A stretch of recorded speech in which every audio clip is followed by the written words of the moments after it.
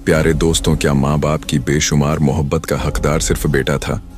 बेचारी बेटियां सिर्फ जिम्मेदारी समझी गईं, मगर जब बुढ़ापे का सहारा बनने की बारी आई तो क्या बेटा भी अपनी जिम्मेदारी निभा पाया? अगर नहीं तो क्या बेटियां अपने वालिदैन का सहारा बनेंगी? पुराने वक्तों की बात है। किसी गांव में एक जमींदार रहता था जिसका नाम बदरुद्दीन था। बदरुद्दीन ने हमेशा सादा जिंदगी गुजारी थी और अपने बच्चों को भी यही सबक दिया था। बदरुद्दीन के यहाँ दौलत की कमी न थी, लेकिन उसने अपने बड़ों से हमेशा सादगी का सबक लिया था। इस वजह से उसने अपनी औलाद में भी यही सबक मुंतकल किया। उसके 3 बच्चे थे, जिनमें 2 बेटियां और 1 बेटा शामिल था। दोनों बेटियां बड़ी थीं और बेटा छोटा था। बदरुद्दीन की बीवी भी उसी की तरह सादगी पसंद थी। इन दोनों ने अपने बच्चों की परवरिश व तरबियत में कोई कमी न छोड़ी थी। अलबत्ता बदरुद्दीन और उसकी बीवी जहांआरा को सबसे ज्यादा मोहब्बत अपने छोटे बेटे से थी। बेटियों से उनका रवैया आम सा था, एक मामूली सा ताल्लुक था, जबकि बेटे के साथ उनका रिश्ता बिल्कुल खास था, जो साफ तौर पर महसूस होता। यह बात उसकी बेटियां अच्छी तरह समझ चुकी थीं कि उनके वालिदैन ने उनकी तरबियत तो एक जैसी ही की है, लेकिन वह मोहब्बत अपने बेटे से सबसे ज्यादा करते हैं।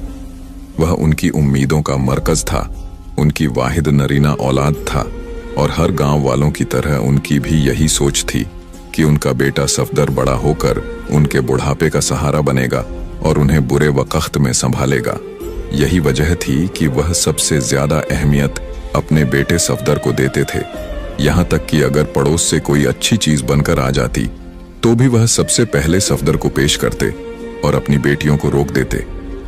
यही नहीं, ईद में भी सबसे पहले पैसे सफदर के हाथ पर ही रखते। जब वह खर्च कर देता, उसके बाद जो कुछ बचता वह बदरुद्दीन और जहांआरा अपनी बेटियों में तकसीम कर देते। सफदर को इस बात का बखूबी इल्म था कि उसके वालिदैन उसकी बहनों से ज्यादा उससे मोहब्बत करते हैं और वह इस मोहब्बत को अपना हक समझकर कबूल करता। उसे बहुत अच्छा लगता कि उसके वालिदैन उसे सबसे ज्यादा अहमियत देते हैं, जबकि बेटियों की आंखों में इस फर्क पर हमेशा नमी दिखाई देती। जहांआरा और बदरुद्दीन को इस बात का अंदाजा नहीं था कि उनकी बेटियां वैसे तो खामोश रहती हैं, लेकिन वह इस बेटे बेटी के फर्कन की वजह से अक्सर अपने दिल में दुखी रहती हैं और किसी से इस बात का जिक्र नहीं करती। उन्होंने जहांआरा का पूरा घर संभाला हुआ था और अक्सर रात को जब तमाम कामों से फौरिग होकर वह आंगन में चारपाई डालकर बैठती तो इन दोनों बहनों के दरमियान यही मौजू एक गुफ्तगू होता। वह लोग एक दूसरे से बातें करती, एक दूसरे को तसल्ली देती और फिर आपस में समझाती कि अगर हमारे वालिदैन अपनी वाहिद नरीना औलाद से मोहब्बत करते हैं तो इसमें ऐसा कुछ भी गलत नहीं है। लेकिन अंदर ही अंदर उनके दिल बेहद दुखी हो जाते कि उनके वालिदैन औलादों में फर्का क्यों करते हैं। फिर यह सोचकर चुप हो जाती कि वह लोग तो ब्याह कर अपने अपने घर की हो जाएंगी। अगर उनके वालिदैन उनके भाई सफदर को अहमियत देते हैं तो इसमें ऐसा कुछ गलत भी नहीं है, क्योंकि वह बुढ़ापे में उनका सहारा बनेगा। इसी वजह से वह उनकी तवज्जो का मरकज बना हुआ था। सफदर ने जब होश संभाला तब उसने अपने वालिदैन से दरख्वास्त की कि वह भी पढ़ना लिखना चाहता है, उनकी तरह जमींदारी नहीं करना चाहता, उसे खेती बाड़ी से कोई दिलचस्पी नहीं है। उन्होंने जब सफदर के मुंह से यह बात सुनी तो पहले तो हैरान रह गए और उसे समझाने की कोशिश की, लेकिन जब सफदर ने वाजह तौर पर बता दिया कि वह पढ़ाई करना चाहता है तो उसके वालिदैन ने उसके सामने हथियार डाल दिए और उसे पढ़ने के लिए गांव में मौजूद एक सरकारी स्कूल में दाखिल करवा दिया। उनकी सबसे बड़ी बेटी आमिना को जब इस बात का इल्म हुआ तो वह छुप छुप कर रोने लगी, क्योंकि उसने सबसे पहले अपने वालिदैन से इस बात की दरख्वास्त की थी कि वह उसे पढ़ाएं लिखाएं। वह जाहिल नहीं रहना चाहती थी। जब उसके वालिदैन ने उसकी बात सुनी थी तो गुस्से में एक ही बात कही थी कि पढ़ लिख कर तुम लोगों ने क्या करना है, हांडी चूल्हा ही तो करना है। वह बगैर पढ़े लिखे भी तुम्हारी माँ करती आई है, तुम लोगों को भी यही करना है। इसलिए मैं अपना पैसा तुम लोगों की पढ़ाई के पीछे बर्बाद नहीं कर सकता। अपने वालिद के मुंह से यह जवाब सुनकर वह कमरे में जाकर बेहिसाब रोई थी और अपने आंसुओं में अपने इस ख्वाब को हमेशा हमेशा के लिए दफन कर दिया था। उसकी दूसरी बहन को हुनर सीखने का बहुत शौकन था, जिसका नाम जर्मिना था। उसने अपने वालिद से जब पड़ोस वाले घर में, जहां उसकी दोस्त नीलम रहती थी, उसकी वालिदा से सिलाई सीखने का कहा, तो उसके वालिद उस पर बिफर पड़े और कहने लगे, तुम्हें क्या जरूरत है हुनर सीखने की? मैं तुम्हारी शादी अपने हम पल्ला लोगों में ही करूंगा। वह लोग तुम्हें 2 वक्त की रोटी फराहम कर देंगे, तुम्हारे नान नफके की जिम्मेदारी लेंगे। तो तुम्हें क्या जरूरत पड़ी है कि तुम हुनर सीखने में अपना वक्त बर्बाद करो? करदारी सीखो, वही तुम्हें आगे काम आने वाली है।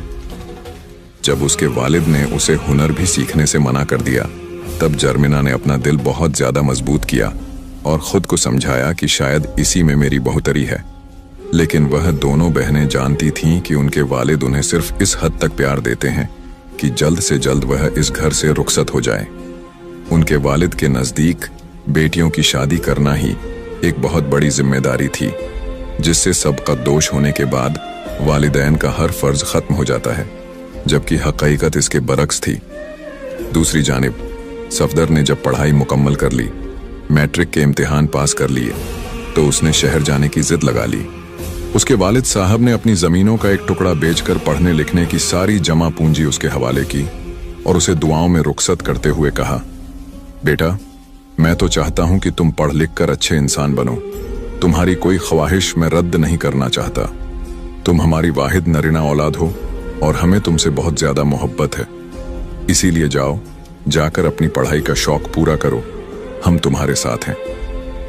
सफदर ने अपना सामान बांधकर शहर रुखसत हो गया और वहां कॉलेज में दाखिला लेकर पढ़ाई करने लगा। सफदर को बहनों से कुछ खास उनसियत नहीं थी। उसने हमेशा अपने वालिदैन से मोहब्बत अच्छी तरह वसूल की थी, इसीलिए उसे अपनी बहनें खुद से कमतर नजर आती थीं। उन तीनों के दरमियान भाई बहन वाला कोई ताल्लुक मौजूद नहीं था, जबकि अमीना और जर्मिना इस बात के लिए तड़पती थीं कि कभी उनका भाई उन्हें भी इज्जत दे, इज्जत से मुखातिब होकर उनसे मोहब्बत करे। लेकिन यह सब उनका ख्वाब ही रह गया। जैसे ही सफदर शहर में पढ़ाई करने के लिए रवाना हुआ, उसके वालिद साहब ने उसके लिए रिश्ता ढूंढना शुरू कर दिया। अमीना और जर्मिना के हवाले से उन्होंने बिल्कुल भी न सोचा कि वे दोनों बड़ी हैं, पहले उनके लिए मुनासिब बर तलाश करना चाहिए। उन्हें तो सफदर के अलावा कुछ नजर ही नहीं आता था और अपने वालिदैन का यह फर्क देखकर उनका दिल खून के आंसू रोता। लेकिन फिर वे गरदारी में अपना दिल लगा लेती और नाइंसाफी पर अपनी आंखें बंद कर लेती कि उनके रोने धोने से हकीकत बदलने वाली नहीं थी। कभी कभी वे दोनों बहनें आसमान की तरफ देखकर अल्लाह ताला से शिकवा भी कर देती कि या अल्लाह पाक, तूने हमें ऐसे घराने में क्यों पैदा किया जहां बेटियों को बोझ समझा जाता है, जहां बेटियां सिर्फ इसलिए बड़ी की जाती हैं कि जल्द अज जल्द उन्हें रुखसत करके उनके घर की तरफ रवाना कर दिया जाए, फिर उसके बाद उनसे हर ताल्लुक तोड़ दिया जाए, यह कहकर कि अब तुम्हारा अपने ससुराल से जनाजा ही उठना चाहिए। और ऐसी कितनी ही बेटियां इस एक सतर को इस कदर मजबूती से अपने दिल से लगा लेती हैं कि फिर उनके जनाजे ही उनके ससुराल से उठते हैं और मायके वालों को कुछ खबर तक नहीं होती।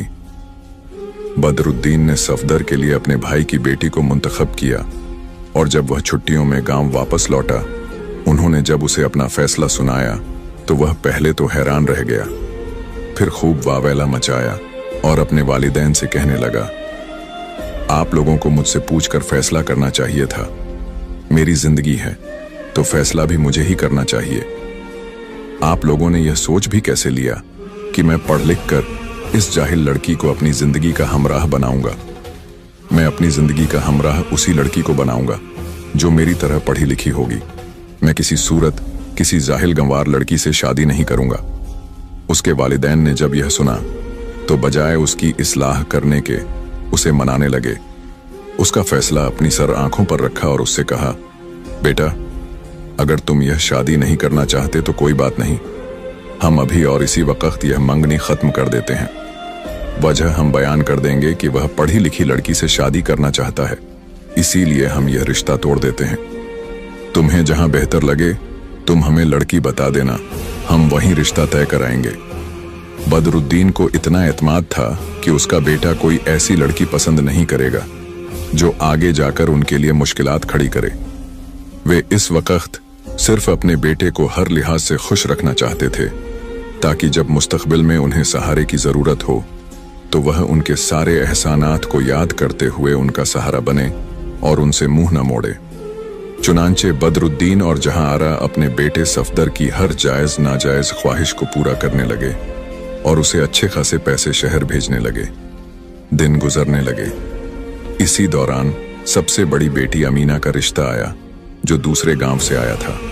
अमीना ने जब यह सुना तो उसे बहुत ज्यादा डर लगा कि उसे अपना गांव छोड़कर दूसरे गांव जाना पड़ेगा। न जाने लोग कैसे होंगे। हजारों खदशात उसके जहन में जन्म लेने लगे। उसने अपनी मां से इस बात का इजहार किया कि वह इसी गांव में शादी करना चाहती है, दूसरे गांव नहीं जाना चाहती। तो उसकी वालिदा ने उसे बुरी तरह झिड़क दिया और कहने लगी, हमने तुम्हारी तरबियत ऐसी नहीं की है कि तुम खुद अपने मुंह से अपने रिश्ते के हवाले से बात करो और हमें बताओ कि तुम्हें कहाँ शादी करनी है और कहाँ नहीं करनी। अमीना ने जब अपनी माँ के मुंह से यह सुना तो बेहिसाब रो दी और फिर चुपचाप अपने वालिद साहब के हुक्म पर सर झुका दिया। यूं उसकी शादी हो गई और वह ब्याह कर दूसरे गांव चली गई। अमीना के वालिदैन ने उसकी शादी के बाद उसकी खबर तक न ली, क्योंकि उनके नजदीक उन्होंने उसकी शादी एक बेहतरीन घराने में की थी, इसीलिए वह सुखी ही रह रही होगी और उसे किसी किस्म का कोई दुख दर्द ना मिलेगा। दूसरी तरफ जर्मिना बिल्कुल अकेली पड़ गई, क्योंकि इस घर में अमीना ही वह वाहिद लड़की थी जो उसकी सगी बहन होने के साथ साथ उसकी बेहतरीन दोस्त भी थी। अमीना की शादी के बाद जर्मिना को वह घर काट खाने को दौड़ता और उसे ऐसा महसूस होता कि जैसे वह किसी कैद खाने में रह रही हो। दिन गुजरने लगे। जल्द ही जर्मिना के लिए भी एक रिश्ता आ गया और हमेशा की तरह उन्होंने जर्मिना से पूछे बिना ही उसका रिश्ता तय कर दिया। जर्मिना ने भी अब तक न कहा, क्योंकि उसे पता था कि किसी भी बात का कोई फायदा नहीं है। उसने भी अपने वालिदैन के आगे सर झुका दिया और बेतहाशा आंसुओं के बीच रुखसत होकर अपने घर चली गई। अब उनका घर उन्हें काट खाने को दौड़ता। उनकी दोनों बेटियां शादी करके चली गई थीं। जहां आरा ने बदरुद्दीन से कहा, क्यों ना हम सफदर की भी शादी तय कर दें। पहले हमें उससे उसकी पसंद के बारे में पूछना होगा, उसके बाद ही हम कुछ कर सकते हैं, ताकि हमारे घर की वीरानी खत्म हो जाए। यह सोचते ही बदरुद्दीन ने जहां आरा को सफदर से मिलने के लिए शहर चलने को कहा और वो दोनों खुशी खुशी उससे मिलने शहर आ गए। उन्होंने सफदर को इत्तला नहीं की थी, इसलिए जब सफदर ने उन्हें अपने सामने देखा तो पहले तो जी भरकर हैरान हुआ, फिर अगले ही लम्हे उसके चेहरे पर एक नागवार सी लहर दिखाई दी।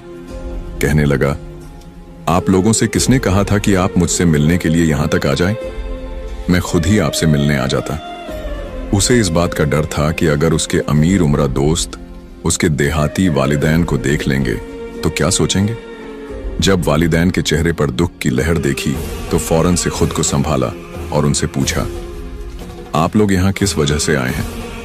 बदरुद्दीन और जहां आरा के लिए तो सफदर की यह इत्तेफाक भरी निगाह ही काफी थी। उन्होंने उससे कहा, बेटा, हम तुम्हारी शादी करना चाहते हैं। वैसे भी तुम्हारी पढ़ाई का यह आखिरी साल है।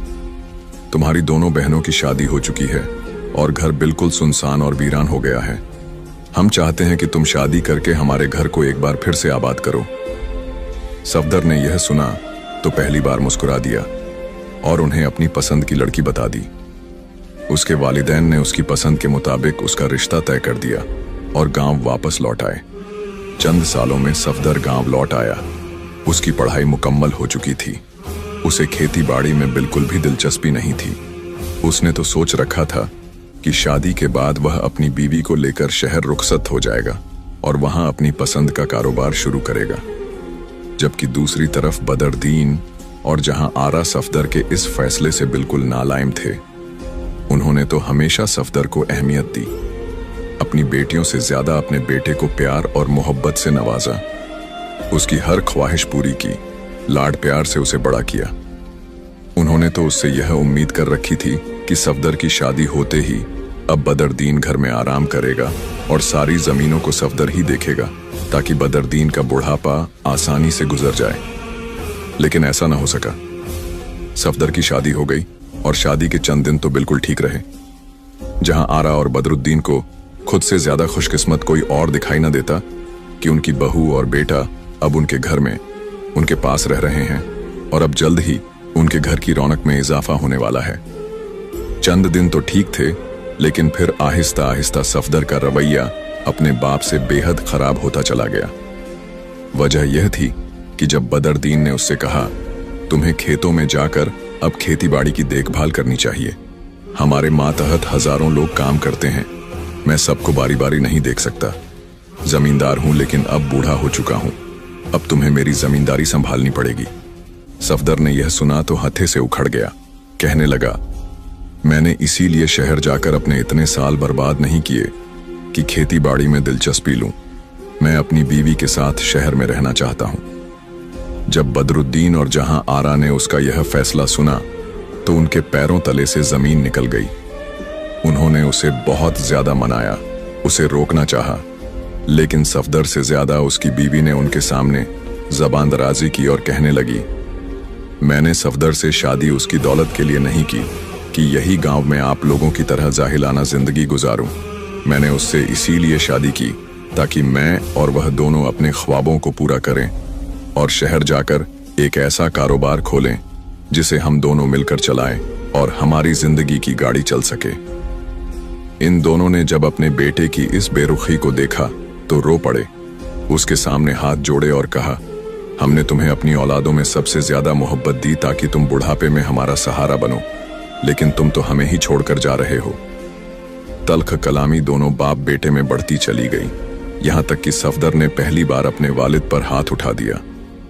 जहां आरा ने यह देखा तो एकदम से जमीन पर बैठती चली गई और बदरुद्दीन फटी फटी निगाहों से अपने बेटे सफदर को देखने लगा, जिसे उन्होंने छोटी उम्र से पाला पोसा, बड़ा किया, सिर्फ इसीलिए कि वह बड़ा होकर उनकी मोहब्बत का सिला एक थप्पड़ की सूरत में अदा करे। बदरुद्दीन के लिए यह सदमा बहुत बड़ा था, यहां तक कि वह बिस्तर से लग गया। इस बात का भी सफदर पर कोई असर न हुआ और उसने अपनी बीवी को अपने साथ लिया और शहर की तरफ रवाना हो गया। पलटकर अपने बाप की हालत भी न पूछी। जहां आरा भी बिल्कुल चुप हो गई। घर में एक बार फिर से सन्नाटा छा गया। न जहां आरा में इतनी हिम्मत थी कि वह घर के काम कर सके, न बदरुद्दीन में इतना हौसला था कि वह जाकर अपनी जमीनों की देखभाल कर सके।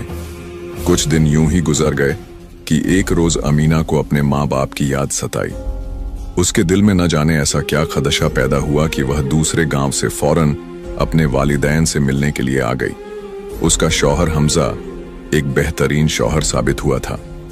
वह भी उसके हमराह आया तो क्या देखता है कि उसके सास ससुर बिस्तर पर बीमार पड़े हुए हैं और उनकी देखभाल करने वाला कोई नहीं है। अमीना की आंखों में आंसू आ गए। वह झारो कतार रोने लगी और अपने माँ बाप से लिपट गई। उसे जब वजह मालूम हुई तो उसने एक बार भी अपने माँ बाप को इस बात का ताना नहीं दिया कि काश यही मोहब्बत आप हम दोनों बहनों को देते तो आज सूरत हाल मुख्तलिफ होती और आपको इस तरह बेसहारा, बेइसरा, बीमार न देखना पड़ता। लेकिन उस वक्त मौका देखकर अपने वालिदैन को यह जताना मुनासिब न समझा और पूरी तरह उनकी खिदमत में झुक गई। यहां तक कि बदरुद्दीन एक बार फिर से अपने पैरों पर खड़ा हो गया और जहां आरा में एक बार फिर से हिम्मत लौट आई। आमिना ने फैसला किया कि वह अब उनके पास ही रहेगी। उसके वालिदैन अकेले थे, सारी जिम्मेदारियां वो अकेले नहीं देख सकते थे। हमजा ने अपने ससुर की जमीनों को देखना शुरू कर दिया और आमिना अब उनके साथ ही रहने लगी। नवासा नवासियों की रौनक ने उन दोनों का दिल लगाए रखा, लेकिन अक्सर वे लोग रात को अपने कमरे में अपने बेटे सफदर की बेरुखी को याद करके रोते रहते और दुख मनाते। वे दोनों एक दूसरे से यही बात करते कि काश हमने अपनी बेटियों को इस कदर मोहब्बत दी होती तो आज सूरत हाल मुख्तलिफ होती। दिन गुजरने लगे। बदरुद्दीन और जहां आरा ने अपना दिल मजबूत कर लिया। दूसरी तरफ सफदर ने उन्हें पलटकर न देखा, न उनका हालचाल पूछा, बल्कि ऐसा गायब हुआ जैसे कभी उसका वजूद ही न था। आमिना ने अपने वालिदैन की बेतहाशा खिदमत की और उन्हें यह साबित कर दिया कि औलाद चाहे बेटा हो या बेटी, अगर वालिदैन का एहसास करने वाली हो तो ही इंसान खुशकिस्मत कहलाता है और अगर ऐसा न हो तो वह बदकिस्मत तसव्वुर किया जाता है। जहां आरा और बदरुद्दीन, जो अपने बेटे सफदर की वजह से खुद को बदकिस्मत समझ चुके थे, अपनी बेटियों की खिदमत की वजह से एक बार फिर से खुद को खुशकिस्मत तरीन समझने लगे। उनकी बेटियों की खिदमत ने उन्हें एक बार फिर से उनकी सेहत की तरफ लौटा दिया था। दिन गुजर रहे थे। एक दिन वे सभी लोग बेहद खुशगवार माहौल में खाना खा रहे थे कि अचानक घर की दहलीज पर दस्तक हुई। जहां आरा ने आगे बढ़कर दरवाजा खोला तो क्या देखती हैं कि सामने सफदर मौजूद है। जहां आरा ने आगे बढ़कर जैसे ही उसे गले लगाना चाहा तो उसने एकदम से उसका हाथ झटक दिया और दंदनाता हुआ घर में आकर चीखने चिल्लाने लगा। अपने वालिद को सामने देखकर कहने लगा, मैंने आपको खत के जरिए जमीन बेचने को कहा था ताकि मैं कारोबार में पैसे लगा सकूं। आपने मुझे कोई जवाब नहीं दिया। इस बात का मैं क्या मतलब समझूं? आपके जवाब न देने की वजह से मुझे इतनी दूर यहां आना पड़ा। क्या मैं यह जान सकता हूं कि आपने वह जमीन मेरे कारोबार के लिए क्यों नहीं बेची? बदरुद्दीन ने जब सफदर का यह रवैया देखा तो खुद को मजबूत किया और एकदम से जारिहाना अंदाज में लौट आए। कहने लगे, तुम होते कौन हो मुझसे इस जमीन का हिसाब लेने वाले? वह जमीन मेरी है और मैं उसे जिसे चाहूं तोहफे में दूंगा। तुम्हारा उससे कोई वास्ता नहीं। मैंने तुम्हें पहले भी एक जमीन बेचकर पढ़ाई करवाई। तुमने तो मुझसे कहा था कि तुम अपने बलबूते पर सब कुछ करोगे, लेकिन अब तुम यहाँ क्या लेने आए हो? यहाँ तुम्हारे लिए कुछ भी नहीं रखा। तुम समझते हो कि बचपन से तुम्हें अहमियत दी तो अब तक तुम्हें अहमियत ही मिलती रहेगी और तुम बेधड़क वह अहमियत वसूल करते चले आ रहे हो। यहाँ तक कि हमें अकेला छोड़ने के बाद भी तुम किस कदर बेशर्मी और हठधर्मी से हमसे मिलने आए हो। मैं ये बात कभी नहीं भूल सकता कि हम दोनों मियाँ बीवी बूढ़े होकर तुम्हारे सामने गिड़गिड़ा रहे थे और तुमने हमें सहारा देने के बजाय अपनी बीवी की बात पर अमल किया और हमें इस भरे पूरे घर में अकेला छोड़कर शहर रुखसत हो गए। मैं यह बात कभी नहीं भूल सकता कि तुमने मुझ पर हाथ उठाया और मुझे हमेशा हमेशा के लिए खुद से नफरत करने पर मजबूर कर दिया है। यह कहते ही बदरुद्दीन रोने लगे, लेकिन सफदर का दिल फिर भी न पिघला। उसकी जबान पर बस यही सवाल था कि जमीनें किसके नाम कर दी हैं? मुझे जमीनें चाहिए और मैं अपना हिस्सा लिए बिना यहां से नहीं जाऊंगा। बदरुद्दीन ने मुस्कुराकर सफदर की तरफ देखा और कहने लगे, मेरे पास कोई जमीन होती तो मैं तुम्हें देता। मैंने वह जमीनें तुम्हारी बहनों में तकसीम कर दी हैं और तुम्हारा हिस्सा तुम्हें बहुत पहले ही दे दिया था। मेरे पास अब कुछ भी बाकी नहीं है। जो कुछ है वह तुम्हारी बहनों और उनके बच्चों का ही है। सफदर ने यह सुना तो आग बबूला हो गया और अपने वालिदैन के खिलाफ मगलजात बकने लगा। तब आमिना की बर्दाश्त की हद खत्म हो गई। उसने आगे बढ़कर सफदर को एक जोरदार थप्पड़ रसीद किया और कहने लगी, बेशक मैं मानती हूं कि मेरे वालिदैन की सबसे बड़ी गलती थी तुम्हें सर पर चढ़ाना। उन्होंने तुम्हें मोहब्बत देकर खुद सिर, जिद्दी और बदतमीज बना दिया, सिर्फ इसीलिए कि शायद तुम बुढ़ापे में उनका सहारा बनो। लेकिन तुमने सारी मोहब्बत वसूल की। तुम्हारे लाड़ प्यार सब कुछ उठाए गए। तुम्हें मोहब्बत और नाज से पाला गया, बदले में तुमने उन्हें क्या दिया? तुमने उन्हें रुस्वा करके रख दिया और अब भी दंदनाते हुए अपना हिस्सा लेने आ गए हो। तुम्हें शर्म नहीं आती? क्या तुम्हें इस बात का एहसास नहीं है कि दुनिया मकाफात अमल है? आज जो कुछ तुम अपने वालिदैन के साथ करोगे, कल तुम्हारी औलाद वही सब कुछ तुम्हारे साथ करेगी। मकाफात अमल से डरो कि अल्लाह की लाठी बेआवाज है। आमिना ने जब सफदर को हकीकत दिखाई तो उसकी आंखों में आंसू आ गए और वह रोने लगा। जहां आरा और बदरुद्दीन ने जब अपनी नरीना औलाद को रोते देखा जिसे उन्होंने सबसे ज्यादा मोहब्बत बख्शी थी तो उनका दिल नरम पड़ गया। सफदर ने उनसे माफी मांगी तो उन्होंने उसे माफ कर दिया। सफदर दोबारा हवेली में आना चाहता था, लेकिन बदरुद्दीन और जहां आरा ने साफ जवाब दे दिया कि हवेली में आमिना, हमजा और उनके बच्चों का हक ज्यादा है। हमने तुम्हें माफ कर दिया है, लेकिन तुम अब जहां रहना चाहते हो वहीं रहो। अपनी बीवी को वक़्त दो और अपने इन कठिन हालात का अकेले सामना करो, क्योंकि यह अकेलापन तुमने खुद ही चुना है। सफदर ने जब यह देखा तो मायूसी के साथ वापस लौट गया। उसे यह समझ आ गया था कि बेटा बेटी में फरकत करने के बावजूद भी उनकी बेटियों ने उन्हें नहीं छोड़ा और उनके बुढ़ापे में उनकी खिदमत की। तब उनके वालिदैन को एहसास हुआ कि औलाद में फर्क करके उन्होंने बहुत बड़ी गलती की थी।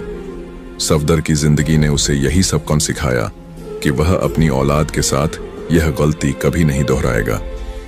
प्यारे दोस्तों, अगर आपको हमारा यह वाक्य अच्छा लगा तो हमारे चैनल इस्लामिक वॉइस को सब्सक्राइब करें और हमारी फैमिली का हिस्सा जरूर बने। शुक्रिया।